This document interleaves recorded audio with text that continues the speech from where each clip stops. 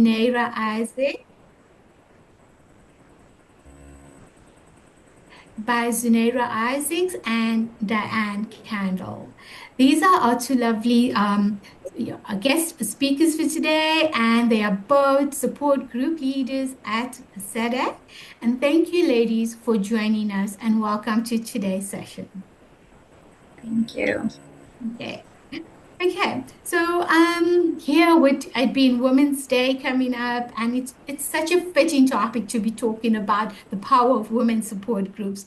So maybe we can start, Diane, with you. Maybe tell us about your support group and why you started it. Okay, so my support group is about childhood trauma and family toxicity. Basically, I experienced some of that throughout my childhood and into adulthood. And I had been to some therapy and I was feeling a lot better about myself and all the research that I'd done. And I really felt that I could give back to other women who were feeling the way I was. So I started my group during COVID. Wow. Wow. And like you say, you started your group during COVID, and that's a while, and it's still going. It's amazing, like talking about what you've experienced, and having that space for other people. Thank you for sharing that. Yes, Thank Zahira, what what made you start your support group? Firstly, I just want to say thank you, Anita and Sadek, for extending the invitation to me to join today. I consider myself a baby support group leader, so it is a great privilege. So I run this support group called Support Group for Infertility Related Anxiety and Depression. I don't know if this is just common knowledge, but infertility is basically defined as a disease of the reproductive system defined by failure to fall pregnant um, after a minimum of 12 months of regular unprotected sexual intercourse. And if taking this definition as the only criteria for admission into our support group would exclude so many women from being part of it. And so this support group is open to women who want a biological child of their own, but have been unsuccessful in carrying the pregnancy to term, so to say, giving birth to the child. I started this support group mainly because along the way of my own journey of trying to conceive, I noticed that emotional and mental health support along the way was really sparse. I remember going through the list of SADAG support groups at the time, and there wasn't a single support group that related to infertility. Mhm. And I decided that I wanted to change that. So my group launched on the 1st of April this year, and I'm so happy I made that decision because the women in this group are amazing, and we've really become such a supporting community for one another. Right. Thank you for that. And you know what? It must have, like you said, there wasn't a support group, and like going out and just starting this support group. And I just hear the smile. I hear it when you talk about it, that you started this, and it gives other people, other women, that space to be comfortable and talk about it. And especially in like today's life challenges and balancing family and relationships and stuff like that. How do you particularly find this women support group? How has that come about to you? Sorry, can you repeat the question, Yes. Anita? You asking Yeah. me? With life challenges, etc., that's happening. You have family and life, work. Hmm. Women have so many balls That's to yeah. juggle.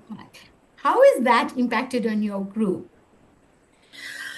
Sure, Anita. I think the support group is so important because women are juggling work, they are juggling family, they are juggling Mm. relationship, personal challenges, and everything in between. Um, and our lives are so fully scheduled. There's hardly time for pause, and when there is, it's usually not intentional. And so I think um, the support group is just there to offer people that space, offer women that pause from the rat race, and they sometimes don't think of it as as time for themselves, and other things sometimes take priority, but some of them have come to appreciate the time as time for themselves and time to really just take a step away from the busy life that they lead. Wow, wow. Thank you for that. And I hear you say how they've come to, accept the group and talk to each other in the group and amongst juggling all the balls that they do juggle as women. Yeah. And coming back to you, with regards to that, looking at work, life balance, etc., how has that impacted on your group? Because with your group being a woman, SEDEX woman of childhood trauma, how do you see that within your group? Um, the women in our group, because we've all experienced trauma, some Mhm. on varying levels. Some have had the opportunity to start to work through it, some not. Um, we really start to look at ourselves as a little family. Um, we are able to talk to each other and bounce things off each other. So, Mm. in other words, when life gets busy, we step into our little in between WhatsApp group and we say to each other, this is going on, and we support each other through that. So, it's not just a monthly meeting, it's more than that. It's a space where you can look at different parts of your life and discuss it with somebody who understands and understands your background to some degree. Okay. I hear you say that, Diane. And may I ask, like within your support groups, do you actually find like members will say to you, this is the only space, or this is where they have an opportunity to talk what they're feeling in their heart? Does that actually often happen in your groups? Yes, definitely. Um, we have really private conversations in our group, Mhm. and nothing leaves the space. Um, I think that's the most important thing about our group is that having that safe space to discuss challenges in life and know that it's not going to leave the space. Um, that's what makes us, our own little family. Family. Wow. It's good knowing that they can share that space, and I just feel it from the bottom of my heart, like sitting in a support group and what you experience and the relationships that you build within your groups. That's really, really wonderful. Mm. And Zunaira, looking at infertility, like with your support group, etc., how how do women actually feel? Because sometimes a lot of people feel guilt or ashamed or blame themselves, and especially women in particular blame themselves going through this. How is some of those challenges being addressed from an emotional perspective in your group? So that's a really heavy question, Anita. And these are things that come up often in our group. Mm-hmm. One major thing with women going through infertility is that many women go through sort of like a disconnect from their bodies, that have failed them.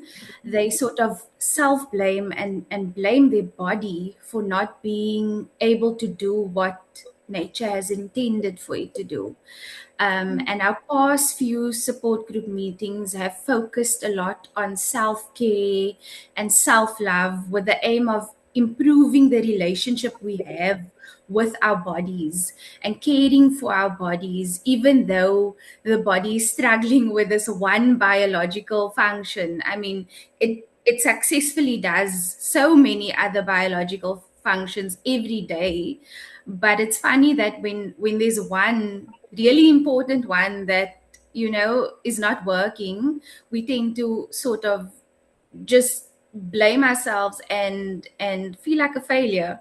And then in terms of guilt, I feel that many women feel guilty about enjoying the good parts of their lives and actually living their life. They sort of are waiting in limbo, and an example of this is perhaps wanting to go overseas. But then thoughts of like, what if I'm pregnant at the time and I can't go anymore? That sort of thoughts creep in. And in the group, we encourage women to lean into their lives and to enjoy their lives now by making time for fun and meaningful connection with the people in their lives. So we will focus a lot on activities where we try to make schedule time for fun. Wow.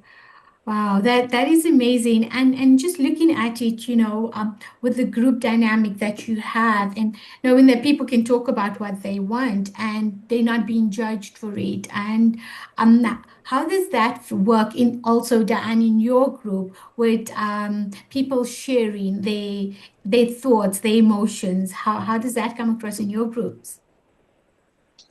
Okay, so in within childhood trauma and family toxicity, the ladies learned that love was conditional, but also you kind of had to perform in a way to get that appreciation or get that round of applause that normal young girls get from their family. So with us, we are able to discuss that and understand each other and kind of applaud each other for the big things and the little things. With us, in our group, boundaries is a huge thing, and we learn from each other that boundaries isn't hating somebody else or trying to be harsh to somebody else. It's being kind to ourselves. And we've, in our groups, I've had discussions with the ladies where we've learned how to maybe set a boundary that we actually feel that we are being kind to the person we're speaking to, as well as being kind to ourselves. And I think that's really important when you have a family that kind of oversteps those boundaries. So, yeah, also that family toxicity kind of overlaps into your adulthood because you tend to have toxic relationships come into your life because you have no boundaries, and the ladies talk about that and kind of find ways to navigate those more toxic relationships and have more healthy relationships. So it's Wow. been an important space. Yeah, wow, wow, Diane. And just as you say, you know what, I mean, from childhood and even into your adulthood, it's so important to set those boundaries and by protecting your own mental health. And that's why we have boundaries in place. It doesn't matter whether it's in a support group, whether it's in your personal life, those boundaries are so important. And we also need to understand that setting those mental health boundaries, it's not something selfish. And I say that is what you spoke about or touched on in your with what happens in your groups as well. And Yeah. wow, wow, that's really come through. Mm.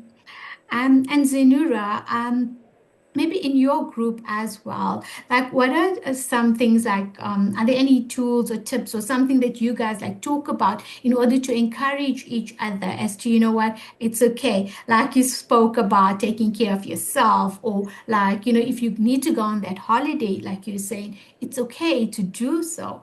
So maybe is there something in your groups that you maybe use to encourage each other?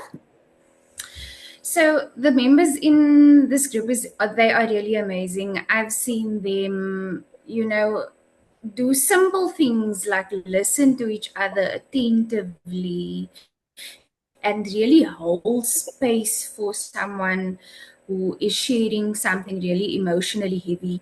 And at first, some of the support group members may be a bit guarded, um, and but many of them are not hesitant to share their difficult stories, and that sharing and vulnerability coming from someone actually like creates that ripple effect, and everyone sort of feels okay to share once they've seen one person do it. And in terms of encouraging each other, one of our topics were um, to habit stack our self-care and our self-love activities. And one of the members in the group, so she shared this habit tracking app, where we could keep we could keep track of our daily habits, that we wanted to make part of our lives. And you could actually, it was such a cute little app. You could actually watch other people, or keep track of other people as well, to see that they are also doing Yeah. their desired habits, and you could send them encouragement via the app and send them like gifts and little stuff like that. So it was so heartwarming that the group members really engage and share their tools and their resources with each other. Yeah. Wow, that thanks for sharing that. That is amazing. And it's like we talk about support groups, we talk about our support group leaders walking alongside members in the group. And it's not about fixing people. It's about engaging with everyone. And I see that coming through from both Diane and from Zenura's side. Like, you know what, this is what we do in the group, and finding like the app, for example, and just stimulating the people in your group. And I really see that coming through. And maybe Diane, what like talking, we spoke about listening, we spoke about sharing, and this is what members do in the group. And what have stood out for you maybe in terms of your members encouraging each other? Is there something in your group that stood out? Um, Honestly, we have our little WhatsApp group for in between our online meetings, Mm-hmm. and it extends from that online meeting that we have once a month. We give each other a space to listen. When somebody asks a question, whether it's in the online group or in the WhatsApp group, different people step in, different people give advice. And it's always heartwarming to see that advice come forward. So even me as a support group leader, I don't need to be like a watchdog for our group, because somebody will be online and somebody will give an answer. And it's just perfect, because whether one person gets helped, some other people in the group might see that answer too and get helped by the same advice. So I think it's really nice to sit back and watch too, as well as being an active member in your own group. Wow. Wow, that's amazing.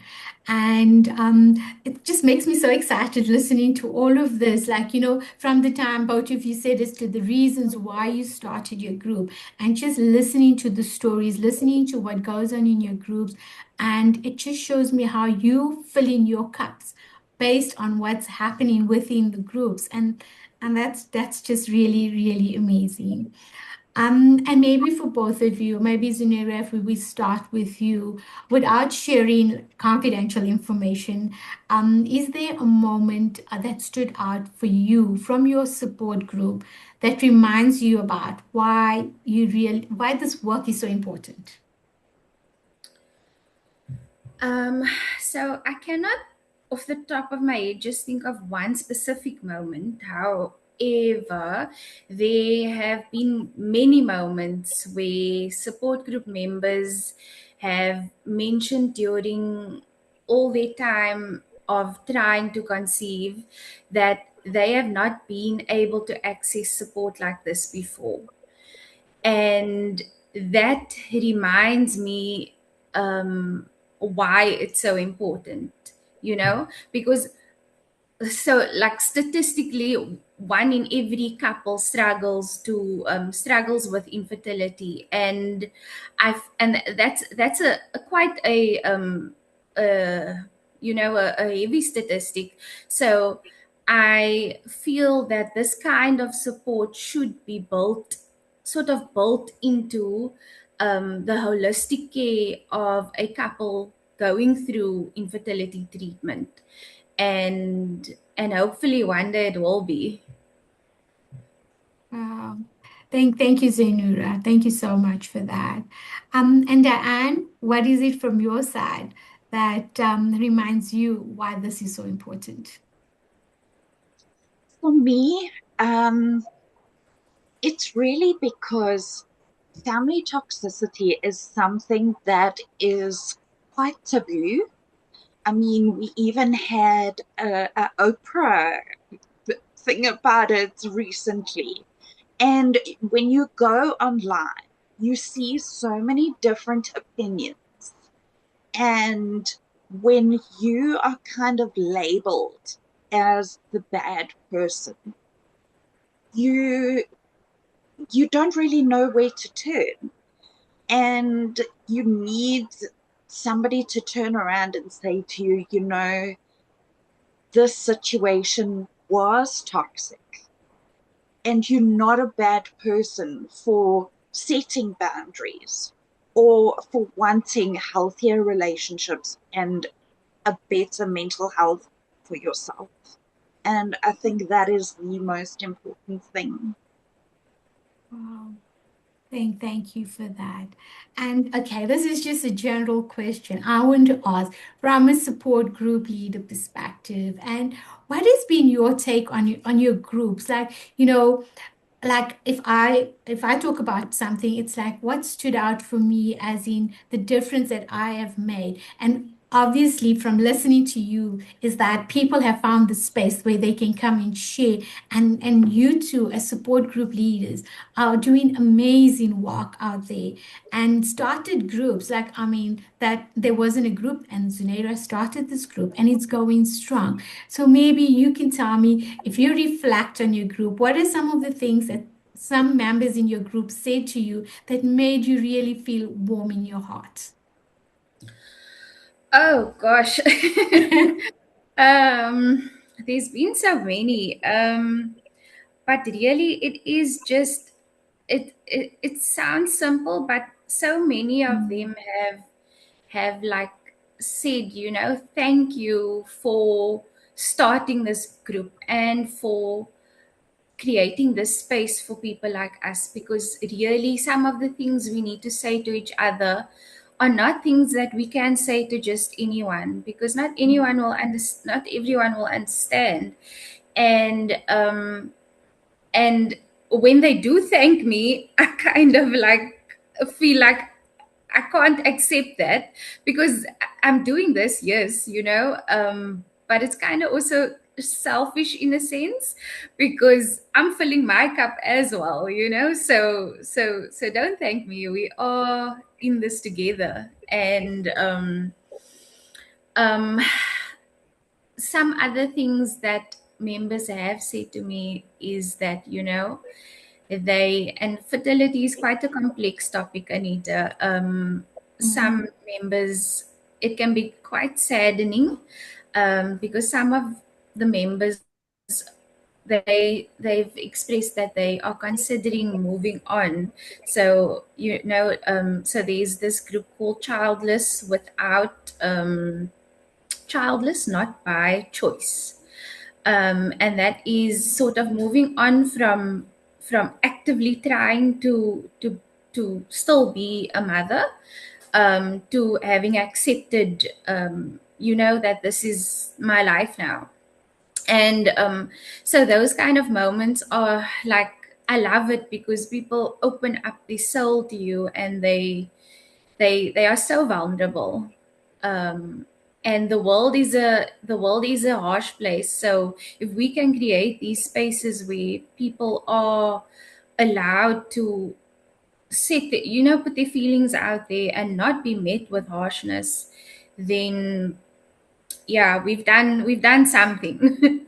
Oh, wow, Zanera, and in just the way you say it, and holding that space for those people, it's amazing. And telling people, like even our listeners out there, that these spaces exist. Whatever you need, reach out, and you'd be assisted in some way. And it's okay. It's okay not to be okay. And that's what I'm getting from that conversation as well. And Diane, what stood out from your side? I have to mention one of my members.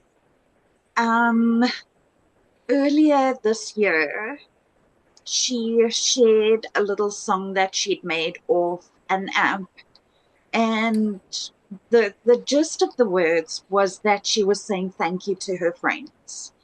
And I think that was really something that said, this group is doing something, because she is a member who is always there. She's at every meeting, and she obviously, through the words of the song, is getting something from the group.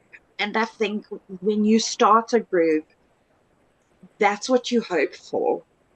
You're so nervous, and um, you really want to give back, and sometimes you distrust yourself, but seeing that says, okay, I've done the right thing by opening up the space, and my members are really getting something from it. Wow, wow. You know, that is so great. And just sharing those stories, even with our viewers out there, it's so enlightening. It's so amazing that you can share these stories. So thank you, Diane. Thank you for sharing that. And I know we're gonna be wrapping up so soon. Time just flies, right? And maybe for just to wrap up, like for someone that's watching, someone out there that wants to join a support group, is there something you'd like to say to them? And how would you encourage them to take the first step to join? I would say it's really brave, first of all, to reach out. And it may seem scary to start out with, but we have little families in our support groups, and the space is not as scary as it would seem. We just normal people talking about our lives, our experiences, and we're learning from each other. Um, Thank you, Diane. Zainura?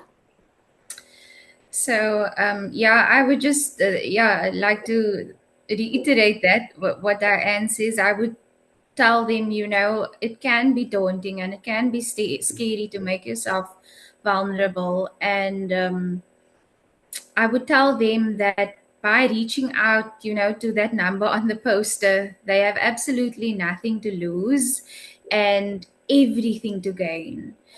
Everything being a supportive, empathetic, non judgmental community that just fully understands life from your point of view, and a support group leader who is ready to hold your virtual hand every step of the way. Oh, wow. Thank you so much. I just want to thank both of you for sharing your insights with us today. It's been so amazing, and I really appreciate every single thing that you do for SADC, for your support group members as well, and for the space that you hold. So thank you both for joining us today. And I just want to say to everyone that this session will be recorded or has been recorded and will be posted on our YouTube channel. So Zunaira and Diane, thank you so much for joining us today. And to all our listeners or audience out there, if today's conversation resonated with you in any way, just remember that you're not alone. And SEDEC offers a wide variety or wide range of mental health support groups. And as you can see, we also have some very niche ones. So visit our website on www.sedec.org. Have a look at our SEDEC website as well as all the posters that are out there for our support groups. And if you feel that you want to call, please do call our SEDEC mental health helpline on 0800 21 22 23, and a counselor will be there to assist you or guide you in any way possible. So I just want to say to everyone, thank you so much for watching, and especially to our wonderful guest speakers here today, Senora and Diane. Thank you for joining us. Have an awesome weekend, a lovely Women's Day, and see you guys all next Friday. Thank you, and bye-bye.